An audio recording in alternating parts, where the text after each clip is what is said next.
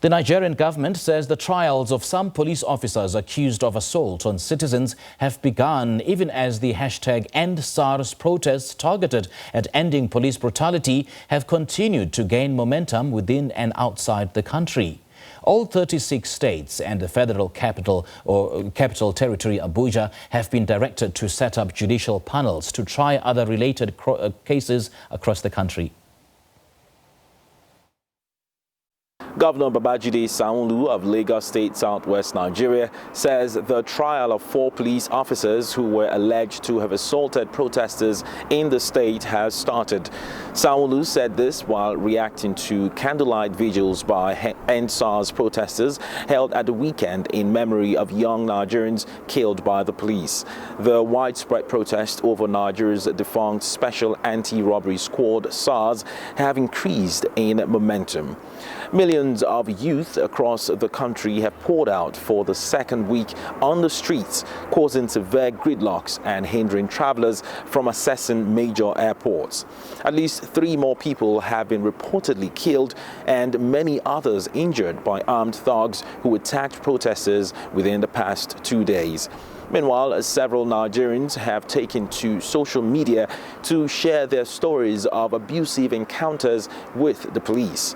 However, the presidency has directed all 36 states and the Federal Capital Territory to establish judicial panels of inquiry to receive and investigate complaints of police brutality with a view to delivering justice for all victims. A victim support fund has also been set up to enable payment of momentary compensations to the families of the victims of alleged brutalities. Phil Ihaza, SABC News, Abuja. Our source in Nigeria tells us that the anti-police brutality night vigils and protests are still ongoing. They say there are growing fears that the protests might turn into a movement. Now, journalist Tobi Oyetunde is in Lagos and he now joins us via Skype. A very good evening to you, Tobi. Thank you so much for joining us. Welcome to The Globe. Thank you for having me. Just briefly take us through the night vigils and the protests, which we do understand are now continuing. What have you heard? The protest as we have it in Nigeria here, the youths are not ready to back down any moment from now. Because Nigeria is a place where we have the government set up panels, set up committees that after meeting, but you don't get to see any results from this panel and committee. This is why the youths are saying, even despite the presidential directive to set up a judicial panel, we are not backing down until we see officials, until we see police officers who have been involved in killings of Nigerians are prosecuted and to face the full wrath of the law. As I speak with you now, protesters are in Abuja, the Federal Capital Territory, and the Lagos, at the Lagos State Government House, insisting that police officers are made to face the full wrath of the law. They are no more guided by powerful politicians, influential Nigerians. We are saying enough is enough of police brutality in Nigeria. Now, the case in point here is SARS, which is the Special Anti-Robbery Squad, which was formed in 1984 to ostensibly tackle a growing problem of people stealing from each other using force. So from 1984 till now, do you get a sense that this particular group or movement or body has achieved this mandate?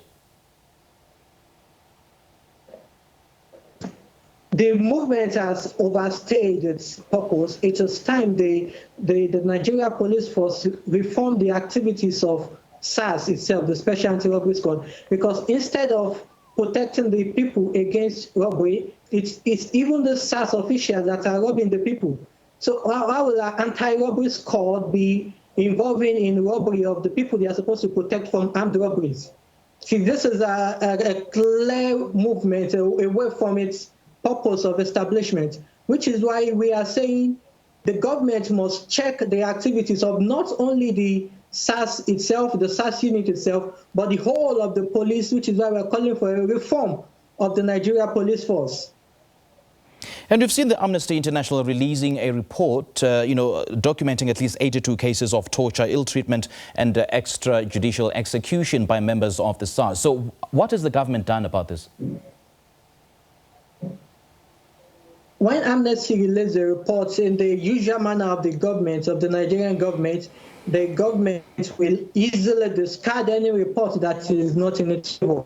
Rather than do a fact-finding on the report released by Amnesty International, the government is saying the report by Amnesty International is false. But here we have today, youths are taking to social media to recount this ordeal. Many have lost their loved ones to activities of the SARS, the extrajudicial activities of SARS. Check the internet and SARS, you see many Nigerians recounting how they've been made to withdraw their money from the bank. We now have SARS carrying POS machine while they walk on the road. When they harass anybody, they force the person to withdraw the money in his or her ATM cards to a specified number. And this is done at gunpoint. So rather than the government to investigate all of these things, the government easily discards these reports. But now it has come to the forebear today now that SARS and the report by Amnesty International should be looked into, and every officer is found guilty. Every officer, and the good thing about this is that Nigerians usually identify the officers involved in this thing. So what we are wanting now, what we are calling for, is for the prosecution of these officers.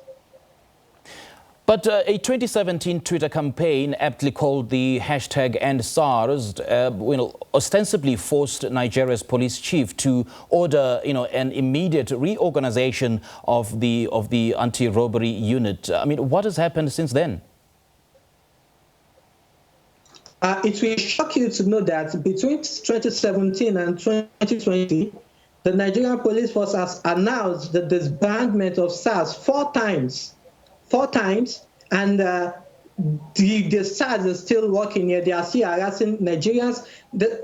Just last month, we have SARS officials killed somebody in Delta State in Nigeria, even after the disbandment. That is why Nigerian youths are saying, we don't want you to just announce the disbandment. Let us see the disbandment taking place. We don't want to see police officers wearing SARS uniform. You would want to know that even after this disbandment, the recent announcement of the disbandment by SARS last week, in the midst of the process, we still have SARS officials harassing Nigerians, extorting Nigerians at gunpoint, even after this recent disbandment. So, which is why we're saying it is not just enough to make the pronouncement. It is not just enough to make the announcement that SARS has been disbanded. We want to go to SARS office and see it under lock and key. We want to go to SARS office in Lagos here and see that there is no officers there. Yeah, and these protests have garnered so much attention internationally, and we do understand that the protest in London and it also attracted the attention of the Black Lives Matter movement activist, and as well as the Twitter boss, Mr. Dorsey, who even issued or created an emoji of a clenched fist in the colors of the Nigerian flag, and ask people to support this particular unit squad. I mean, with the kind of international attention that this movement is gathering, do you think that there will be some traction? The international attraction this movement has garnered has really put the Nigerian government under intense pressure. Because the previous disbandment, which was just met with the Nigerians just take it lightly, hoping that the government will do something. The three previous times it has been disbanded, we saw that nothing has been done. But now that Nigerians have been protesting, we have so many foreign media reporting it, and there is a feelers that very soon the UN might interfere if the protest continues. And this has made the government, this is actually what forced the government to announce the setting up of the Victim Support Fund and the setting up of the judicial panel in the 36 states of the country. What Nigerian youths are doing now is to keep applying the pressure to make sure that victims are well compensated, victims of SARS extrajudicial activities are well compensated, and SARS officers are prosecuted for these extrajudicial killings of innocent Nigerians. And the Nigerian military has said that it will deal with the situation decisively. One then wonders what that means and whether it suggests whether there will be an old drawn-out war. It's just sad the narrative the Nigerian army is putting out there, because the army is meant to protect Nigerians, not the presidency. But here we have the Nigerian army releasing a press statement announcing its loyalty to the presidency against millions of Nigerians who are only fighting for their rights.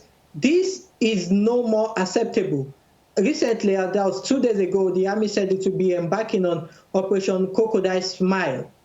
We all know this is just to put a clamp down on the agitations of the people. The activities of the Nigerian army is to scare protesters away from the streets, to make sure that nothing is being said against President Muhammadu Buhari. And the Nigerians are saying no. Nigerians are already rejecting this Operation Crocodile Smile. We want the army to stay at the border to fight against external forces, not army being deployed to fight against peaceful protesters. This is not done anywhere. So is this Operation Crocodile Smile a move of the security response to these demonstrations? That is the feelers we are getting, because once the army pour out to the street in the numbers, and what we gather that this Operation Crocodile Smile will only be limited to states, southeastern states, southern states, where the heat of the protest is currently boiling. So when the army is on the road, on the streets, people will be scared of coming out, and the protest will have to, unfortunately, die a natural death. This is why we are saying that no to Operation Crocodile Smile. The operation is supposed to start in 2 days' time, but Nigerians are fully coming out against the protest. The army should stay at the barracks or at the border of the country, not attacking peaceful protesters. Okay, Tobi, thank you so much for your time. We appreciate your update.